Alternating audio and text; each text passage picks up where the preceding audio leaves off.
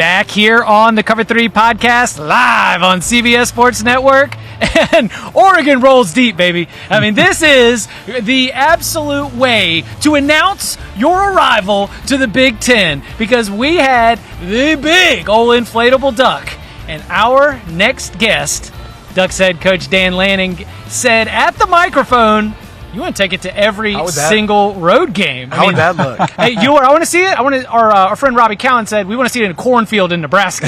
You go play the Cornhuskers, and we'll figure out a way to put it out there. Yeah. Dan, this is such an exciting year for Oregon football, and I think that it is not just the conference transition, but I think the evidence of what Oregon has been in your first 2 years at the helm. The sense that you're not even knocking, you're beating on that door, that there's a step that's ahead. Inside the locker room with some turnover, with some new faces out of high school, new faces through the portal. Is continuity a thing when it comes to the success year over year? Certainly. I think, the continuity of understanding expectations and how we do things, I think all those things really matter. And then the ability to onboard guys quickly as you join some guys that you want to make an impact in your program. So it's constantly moving in college football. And I think we've kind of found that balance for our team, whether it's player-led leadership, what the expectations are on the field, but also how do you get some guys that are just joining to recognize those expectations. You're still a young coach. There's Gray showing up, man. Yeah, I've been told coaching will do that. Yeah, at least we're not his way. How have you continued to evolve personally as a coach? Like when you self-evaluate, what changes or tweaks have you made to your style of coaching or even your approach just in totality? Yeah, I always talk about quality of experience as opposed to quantity. And for me, I've had some great quality of experience before I got to sit in the seat. And now, after 2 years, there's a lot of things you learn, about yourself and where you want to improve. And I think you have to go back and assess, okay, why did this situation go wrong or right? How could you handle it differently? I've certainly done a lot of that this offseason and the season before. But I don't think it's one thing.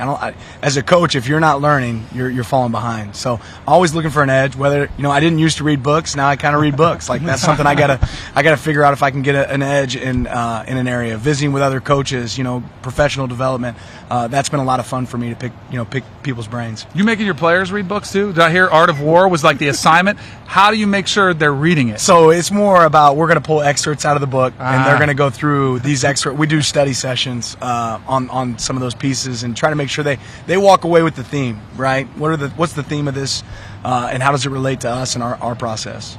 We're going to ask you about the transfers in a minute, but I want to talk to you first about some of the homegrown guys that you guys had in your program and developed.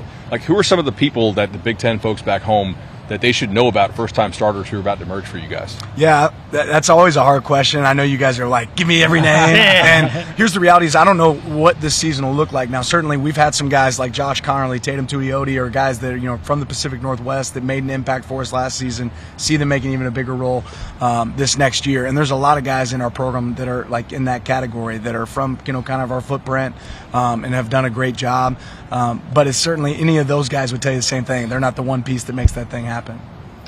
There is a consistency that I understand you want to see from, and this is a on-field, off-field. You talk about the study sessions. There seems to be a holistic approach to everything that you want from your guys on and off the field.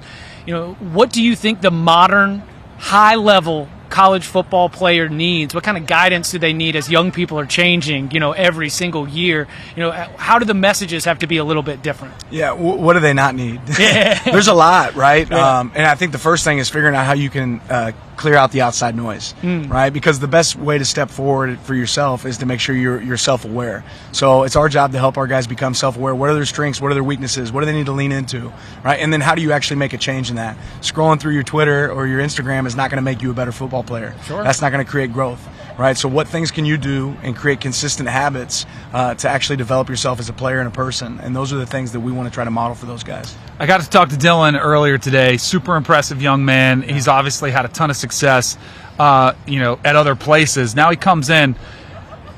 Something I'm still having trouble wrapping my mind around is how you step in and become a leader like right away. And that's what you need your quarterback to do, and you can't fake it. How has he stepped into that role as kind of being, because you have to be as a quarterback. How has he fit in that role and kind of evolved in a continuous process, I'm sure? Well, I think the thing that Dillon's done a great job of is he recognized there's steps to that, and how quickly can he accomplish those steps. He didn't come in the first day and step on the practice field and start yelling at everybody, your route's at the wrong depth. Like, that wasn't his approach. His approach was, I'm going to go connect with these players. He did an offensive retreat with a lot of our offensive guys. You know, he has guys over to his house for a meal. He's finding that time to connect with guys first. And, you know, I hope what we see and what grows throughout the rest of the season is some more vocal leadership. This is really similar to what Bo's process was when he first got here. So he's handled it extremely well. I know this is going to be a fun season for him. What's the next step for your defense to take? Yeah, I mean, we were better last year than we were the year before, so I would tell you get better the next year. What's that look like? In critical moments, we can improve in third down, improve in the red area. You know, I think if you have a great rush defense, that's going to equate to a great defense. I always laugh when guys are like, well, our pass defense is really good, and that means the rush defense sucks, right? Or vice versa. Scoring defense, that matters, right? How many points you give up a game, explosive plays, right? An ability to get off the field and third down in the red area is really important. So those are the areas that we really want to attack. You're a great motivator. You bring a lot of energy. Your pregame speech before Colorado goes viral. I'm curious to know about the process of the pregame speech. Are they planned? Do you have a couple notes that you kind of take? Is it spur of the moment? What's your approach in that pregame mentality that gets these guys so hyped? Yeah, generally, every single week we kind of have a theme of, you know, what's the difference maybe in us and our opponent, something we might think is an edge. So it's not something that just started that day of the game. We're thinking about going into that week of, okay, if we do these things, what will that equate to on the field? And certainly, you know, that's a moment that became a big moment for everyone else, but it's similar every single week in that locker room for us. Do you think the Oregon Ducks will be back on this field on CBS in early December playing for a Big Ten title in their first year?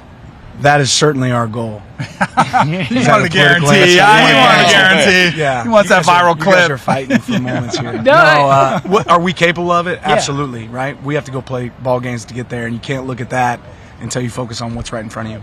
Yeah, I guess I'm going for clicks, right? I'm the one going shamelessly, for clicks. too. Yeah, he is Dan Lanning, head coach of the Oregon Ducks. Dan, thanks so much for spending some time here with us on the Cover 3 podcast. Best of luck this season. Appreciate it. Thank you, guys.